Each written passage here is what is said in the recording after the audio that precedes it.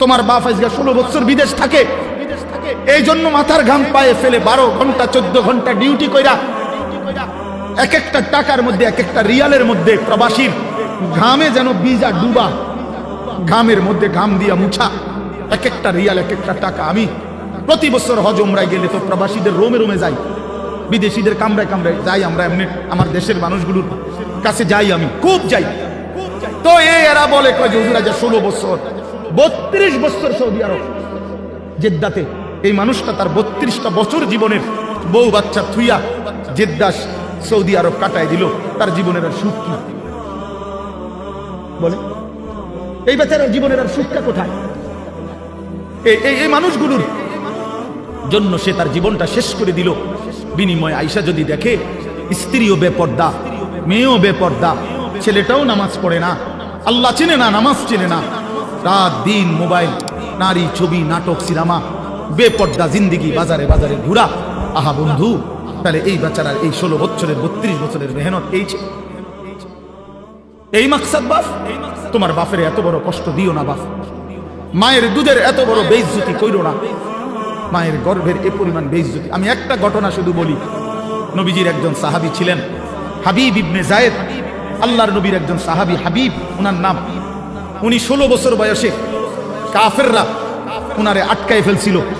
আটকানোর পরে এই সাহাবীকে কাফেররা শহীদ করছিল, হত্যা করছিল, কিন্তু হত্যাটা করছে বড় নির্মম ভাবে।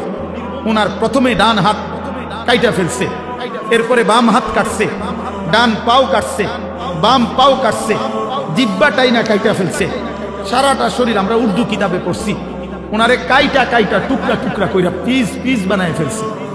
কিন্তু শেষ নিঃশ্বাস যখন যায় ওই পর্যন্ত ওনারে বেঈমানরা জিজ্ঞেস করছিল যে বল একবারের জন্য যে মুহাম্মদ আল্লাহর রাসূল নয়। উনি বলছে ওয়াল্লাহি আনা আশহাদু আন্না মুহাম্মাদান রাসূলুল্লাহ। এই বেঈমান, আমি শেষ মুহূর্ত পর্যন্ত সাক্ষ্য দিলাম আমার মদিনার নবী মুহাম্মদ তিনি আল্লাহর রাসূল, আমার জান যায় যাক আমি তাকেই রাসূল মনে করি। এইভাবে উনি জীবন দিছেন, ওনারে কাইটা টুকরা টুকরা করে ফেলে দিছে।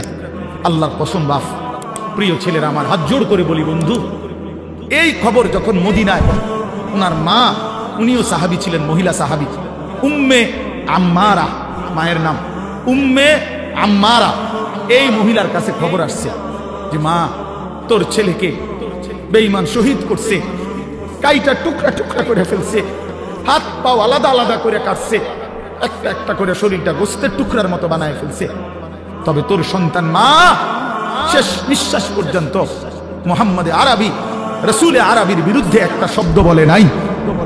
খোদার কসম বন্ধু, আমরা কিতাবে পড়ছি, ওই মা তখন একটা চিৎকার দিয়া বলছে, মদিনাবাসী শোনো, লিহাযাল ইয়াউমে আরদাতুহু, এমন একটা দিনের জন্যই আমি মা আমার সন্তানকে বুকের দুধ খাওয়াইছিলাম।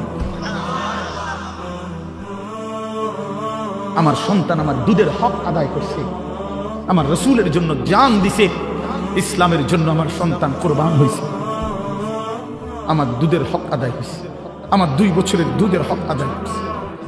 লিহাযাল ইয়াউমে আরদাতুহু, এমন দিনের জন্যই আমি দুধ খাওয়াইছি। প্রিয় ভাই, বলো তুমি কাফেরের অনুসরণ করবা বড় হইয়া, এজন্য মা দুধ খাওয়াইছিল?